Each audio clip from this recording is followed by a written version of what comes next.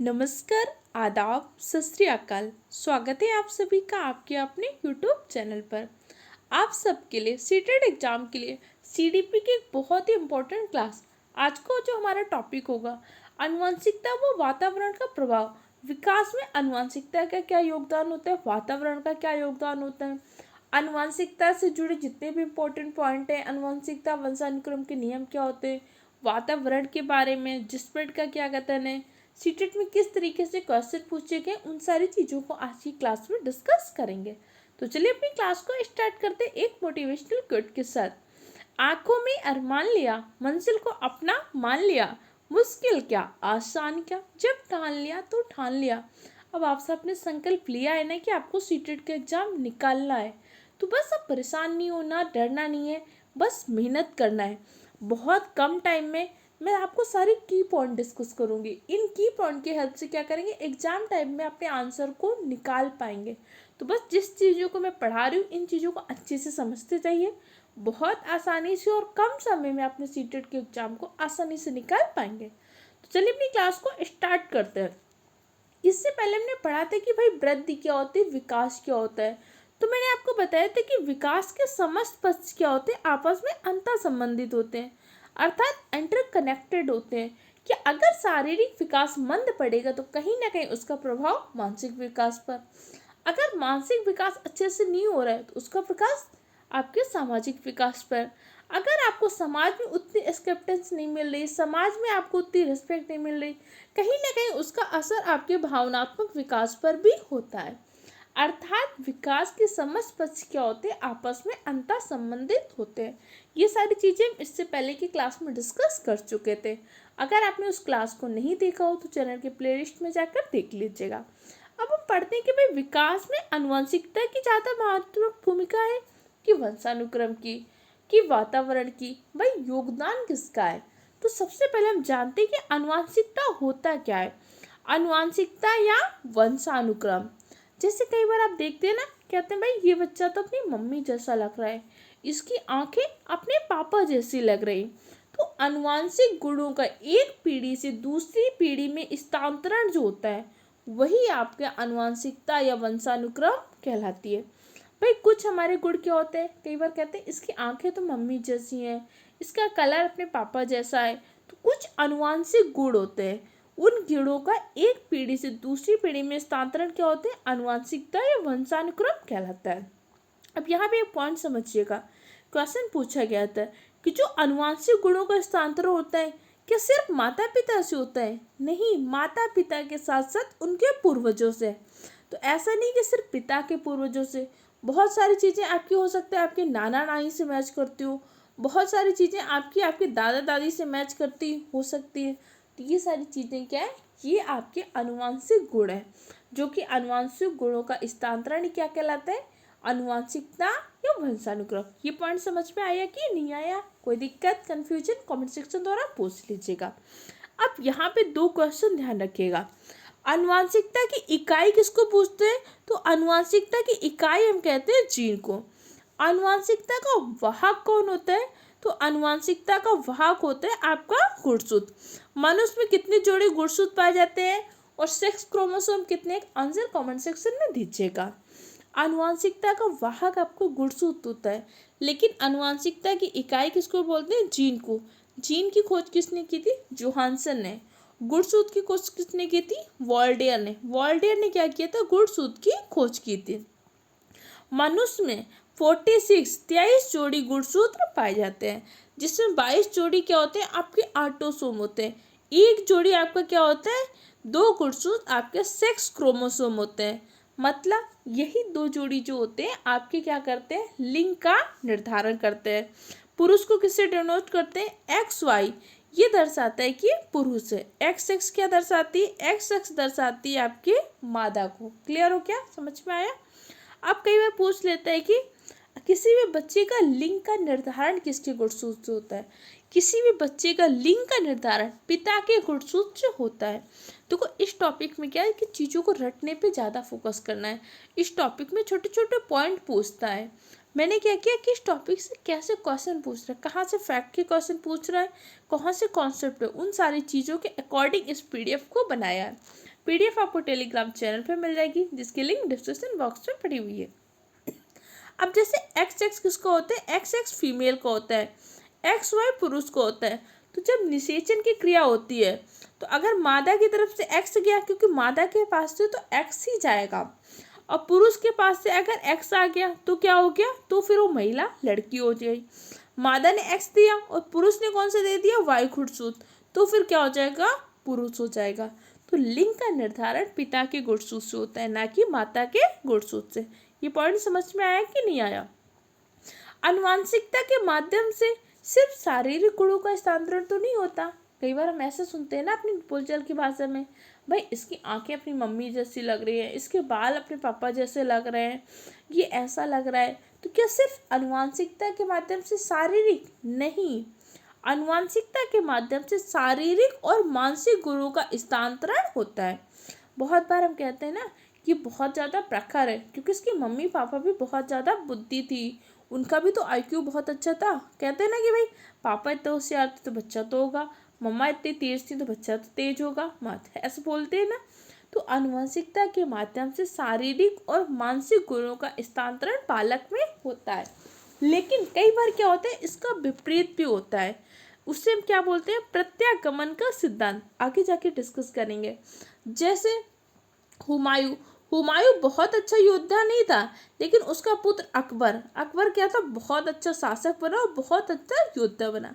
जैसे महात्मा गांधी, महात्मा गांधी की अपेक्षा उनके पुत्र उतने महान तो नहीं हो पाए, उतने फेमस तो नहीं हो पाए। तो कहते हैं कि कुछ चीज़ें क्या हो जाती हैं, अपने माता पिता के अकॉर्डिंग नहीं होती हैं।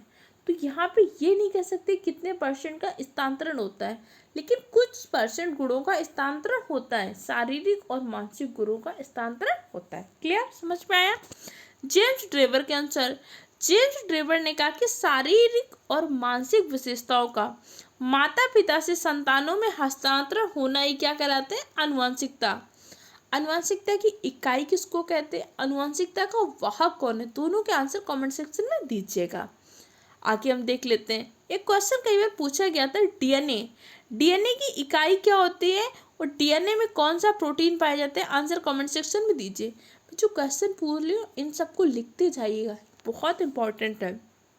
अब भाई आनुवंशिकता में प्रभाव किसका होता है, वंशानुक्रम का कि वातावरण का। अब जैसे कह रहे हैं कि भाई इसकी आइज कैसे लग रही हैं, जैसे एक इमेज को दर्शाया गया, इसकी आइज देखो, कह रहा है कि इसकी आइज तो अपने पापा जैसी लग रही हैं, तो ये क्या हुआ, आनुवंशिकता हो गई। इसकी हाइट कैसी है, तो उन्होंने कहा इसकी हाइट मॉम जैसी लग रही है। तो आनुवंशिकता के माध्यम से क्या हो रहा है कि बहुत सारी चीज़ें मिल रही है, लेकिन बहुत सारी चीज़ों का विकास क्या होता है, आपके वातावरण में होता है। कैसे, अब दे भाई, अब बच्चे का जन्म हो गया, बहुत सारे गुण हो गए, बच्चे का IQ अच्छा है, उसको अब समझिएगा, अच्छे से समझिएगा इस पॉइंट को, बच्चे को IQ अच्छा है, उसको आनुवंशिक रूप से IQ अच्छी प्रतिभा मिली। लेकिन अगर आपने बच्चे को रख दिया एक ऐसे माहौल में जहाँ बच्चे को उचित पोषण नहीं मिल पा रहा है, जहाँ बच्चे को पढ़ने का स्कूल ही नहीं मिल पा रहा है, तो क्या उसके आनुवंशिक गुणों का विकास होगा, नहीं होगा। आनुवंशिक गुणों को, मूल प्रवृत्तियों को विकास करने के लिए में अनुकूल वातावरण की भी आवश्यकता होती है। यहाँ पे समझना है कि भाई बच्चे के अंदर पोटेंशियल तो है कि बच्चा बहुत अच्छा क्रिकेटर बन सकता है, उसके पापा बहुत अच्छा क्रिकेट खेलते थे, बच्चे के अंदर भी ये टैलेंट आया कि बच्चा बहुत अच्छा क्रिकेटर बन सकता है, लेकिन आपने बच्चों को ऐसे माहौल ही नहीं उपलब्ध कराया, उसे कभी आपने बैट से परिचय नहीं कराया, उसे आपने क्रिकेट के बारे में कुछ बताया नहीं है, उसके अंदर भले ही प्रतिभा हो, लेकिन इस प्रतिभा का विकास नहीं हो सकता। इस गुण का विकास करने के लिए क्या करना पड़ेगा, उसे वातावरण प्रदान करना पड़ेगा। तो समझ में आया, आपको पहले तो समझ में आना चाहिए कि आनुवंशिकता क्या होती है। माता पिता और उनके पूर्वजों से हमें जो लक्षण मिलते हैं वो हमारे क्या होते हैं, आनुवंशिक गुण होते हैं, और इस प्रक्रिया को क्या बोलते हैं, आनुवंशिकता या वंशानुक्रम। फिर हमने कहा कि भाई बच्चे के विकास में आनुवंशिकता का योगदान है कि वातावरण का। हमने कहा देखो, बच्चे के विकास में आनुवंशिकता और वातावरण दोनों का महत्वपूर्ण योगदान होता है। ऐसा नहीं कह सकते कि भाई 50% आनुवंशिकता है, 50% वातावरण। वुडवर्थ ने कहा था कि विकास क्या होता है, आनुवंशिकता और वातावरण का क्या होता है, गुणनफल होता है। कि ऐसा नहीं कह सकते ये 50 है कि ये 50 है, लेकिन इन दोनों का एक महत्वपूर्ण योगदान होता है। समझ में आया? आनुवंशिकता के प्रभाव भाई क्या होते हैं? शारीरिक लक्षणों पर प्रभाव। बहुत सारे हमारे शारीरिक गुण ऐसे होते हैं, हमारी हाइट कितनी लंबी होगी नहीं होगी हमारे काफ़ी हद तक माता पिता पर निर्भर करती है। आईक्यू पर भी कहते हैं आनुवंशिकता का प्रभाव पड़ता है। लेकिन कुछ चीज़ें इससे अपवाद में भी रही। कई बार देखा गया उच्च आईक्यू वाले माता पिता के बच्चे भी उच्च आईक्यू के पाए जाते हैं। सॉरी। लेकिन कुछ जगह यहाँ पे अपवाद भी आया, अपवाद को हम आगे डिस्कस करेंगे।